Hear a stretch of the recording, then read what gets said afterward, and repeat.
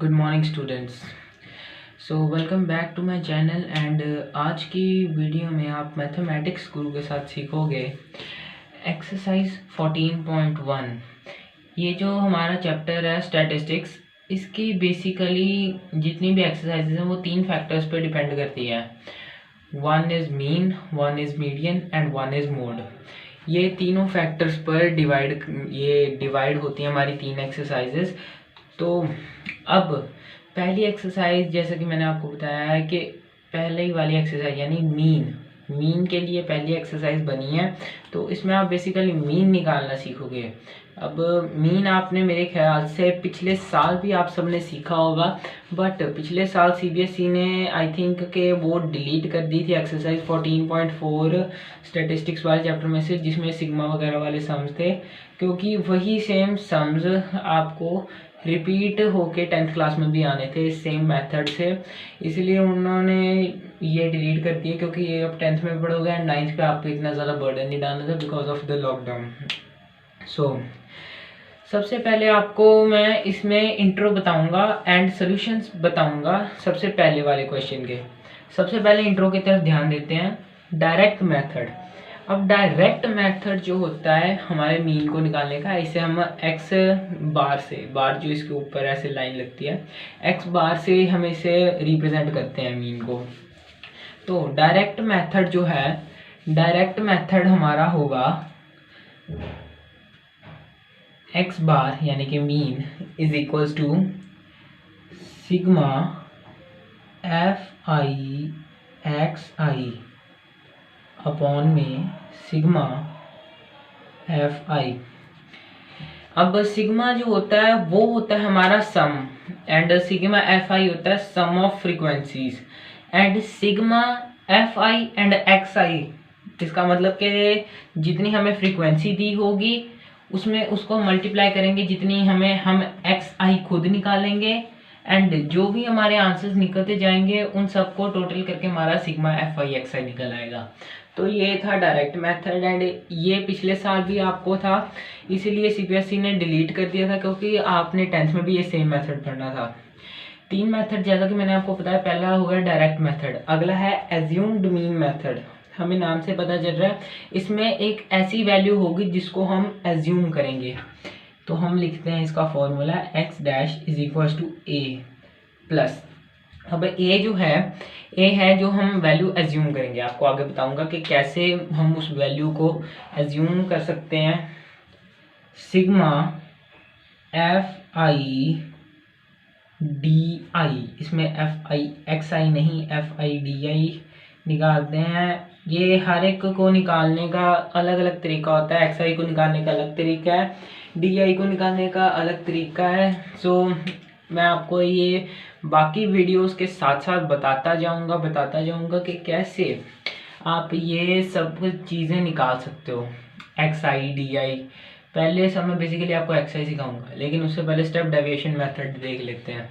I think आपको मेरा sheet visible होगा। स्टेप डेविएशन मेथड, अब इसका फॉर्मूला भी लगभग इसके जैसा ही है। ए यानी कि एज्यूम्ड वैल्यू प्लस में सिग्मा एफ आई, इसमें डी आई नहीं आना, इसमें यू आई आएगा, यू आई। ठीक है, ये भी आपको बताऊंगा कि यू आई भी आप कैसे निकाल सकते हैं, अपॉन में सिग्मा एफ आई। यहाँ पर जैसा कि मैंने आपको बताया एक अलग चीज़ होने वाली है, हम इसे ब्रैकेट में रखेंगे मल्टीप्लाई बाय एच, यानी sigma f I you I upon में सिग्मा एफ आई को हम मल्टीप्लाई करेंगे एच से।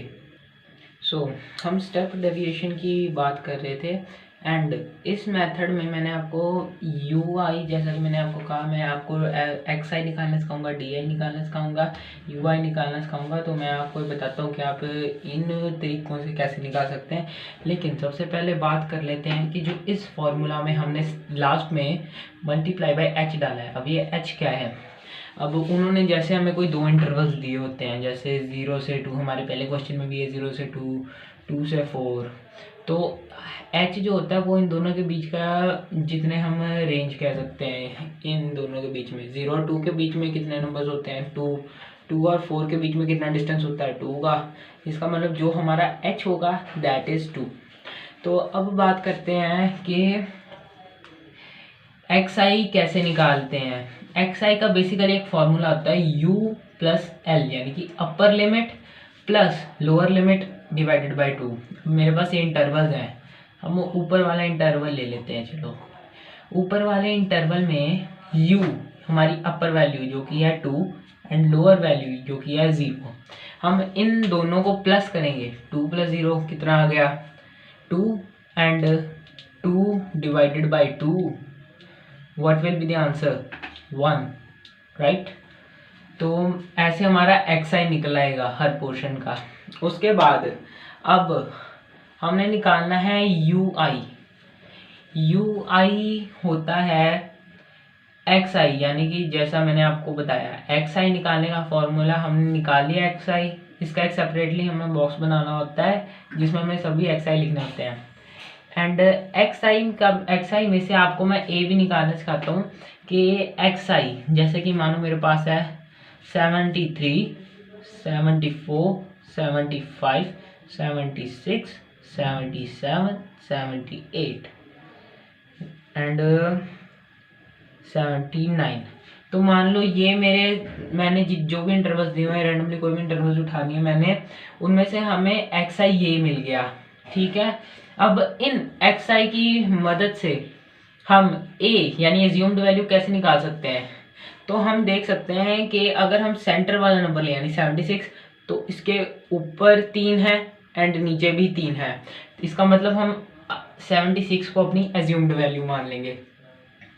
एंड उसके बाद इसी एज्यूम्ड वैल्यू से हम यू आई निकालने के लिए, जैसे 73 को एज्यूम्ड वैल्यू मान लो हमारी ये है, तो 73 को हम 76 से माइनस करेंगे, कितना आएगा -3 बचेगा हमारे पास। तो हमारा -3 आएगा एंड -3 अपॉन एच, यानी कि दोनों इंटरवल्स में डिस्टेंस कितना है ये डिवाइड करके हमें हमारा यू आई मिल जाएगा। आगे समझ में आपको और क्लियरली बताऊंगा। उसके बाद है डी आई। अब डी आई का फॉर्मूला लगभग यू आई के साथ का ही मिला हुआ है। डी आई में क्या होता है, जो हमारी एक्स आई निकली है उसे एज्यूम्ड वैल्यू से माइनस करना होता है। जैसे 73 है तो हम ऊपर हेडिंग डाल देते हैं कि हाँ भाई हमने यहाँ पर डी आई निकालना है। सो ये स्टूडेंट्स, मेरे घर पे थोड़ी सी नॉइस ज़्यादा हो रही थी इसलिए मुझे वीडियो बीच में थोड़ा सा कट लेना पड़ा।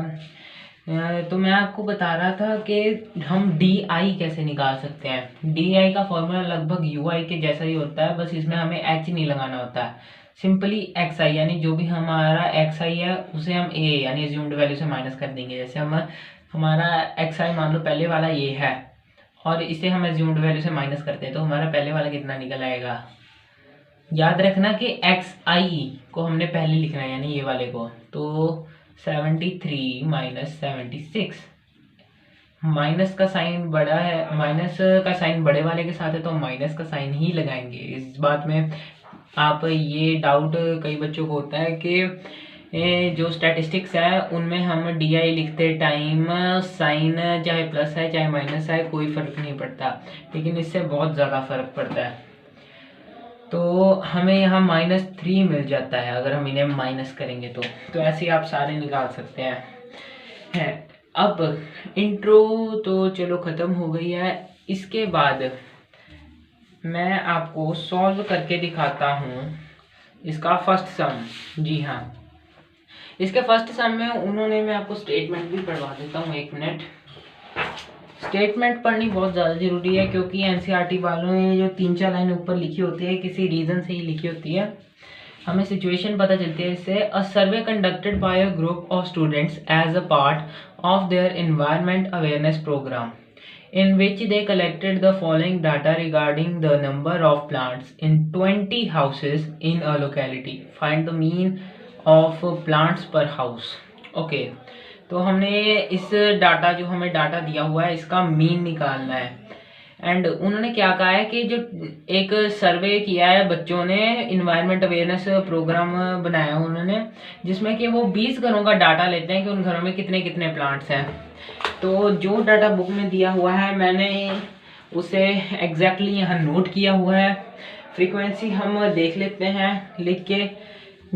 जिन घरों में 0 से 2 तक के प्लांट्स हैं उन वो सिर्फ एक घर है। जिनमें 2 से 4 हैं वो है हमारे 2 घर, उसके बाद 1, उसके बाद 5, उसके बाद 6, उसके बाद 2, उसके बाद 3। ऑलराइट, तो ये हमारी फ्रीक्वेंसी है। एंड फ्रीक्वेंसी को हम FI से भी रिप्रेजेंट करते हैं, इसीलिए आप चाहे यहाँ नंबर ऑफ हाउसेज लिखें या फिर उसके बाद ब्रैकेट डाल के FI लिख दें, जो कि ये रिप्रेजेंट करता है कि ये भाई हमारी फ्रीक्वेंसी है। अब इसका हमने मीन निकालना है। मैंने आपको बताया है कि जब थोड़ी इजी कैलकुलेशन हो तब हम मीन को जो है वो डायरेक्ट मेथड से निकाल सकते हैं। तो डायरेक्ट मेथड में हमारे पास क्या चीज़ें थी? डायरेक्ट मेथड में एक था हमारे पास सिग्मा FI अपॉन में सिग्मा FI। ठीक है, अब हमारे पास FI तो सभी हैं, ऑलराइट, एंड FI यानी कि जो नीचे वाली है इसका सिग्मा FI यानी सभी FI जितने भी हैं ये सबको हम प्लस करेंगे। तो हमें बुक में भी दिया हुआ है कि 20 हाउसेज हैं हमारे पास, ऑलराइट। आप चाहो तो प्लस करके भी देख सकते हैं। 20 हाउसेज हैं हमारे पास। उसके बाद हम यहाँ XI निकालेंगे। XI का मैंने आपको फॉर्मूला बताया है कि जो अपर लिमिट होती है उसको हम प्लस करते हैं लोअर लिमिट के साथ। यहाँ मैं लिख भी देता हूँ शॉर्ट फॉर्म में कि U प्लस L अपॉन में 2। अब इसे फॉर्मूले को थोड़ा ऐसे कर देते हैं ताकि नीचे हो होना है। हम अगर 2 और 0 को प्लस करें तो हमारा कितना आ जाता है? 2 को 2 से डिवाइड करें तो आ जाता है 1। एंड 4 को 2 से प्लस करें कितना आ जाता है? 6 को 2 से डिवाइड करें तो आ जाता है हमारे पास 3। Wait, yes. तो उसके बाद ऐसे ही मैंने पूरा डाटा एक बनाकर रखा हुआ है। आप खुद कैलकुलेट कीजिए, क्योंकि जब तक आप कैलकुलेशन नहीं करते तब तक आपका उस समय इंटरेस्ट नहीं बनता। मेरे पास मैंने पूरी कैलकुलेशन करके रखी हुई है। एंड ये है 39। ऑलराइट, तो हमें इसमें सिग्मा SXI यानी कि इन सब का टोटल निकालने की ज़रूरत नहीं। हमें बेसिकली क्या करना है? हमें बेसिकली करना ये है कि अब हम निकालेंगे हम निकालेंगे FI XI, यानी कि FI और XI को मल्टीप्लाई करने के बाद जो हमारा निकलेगा। 1 और 1 को मल्टीप्लाई करते हैं हमारे पास 1 आ जाता है। 3 और 2 को मल्टीप्लाई करते हैं 6 आ जाता है। 5 और 1 को करेंगे तो 5।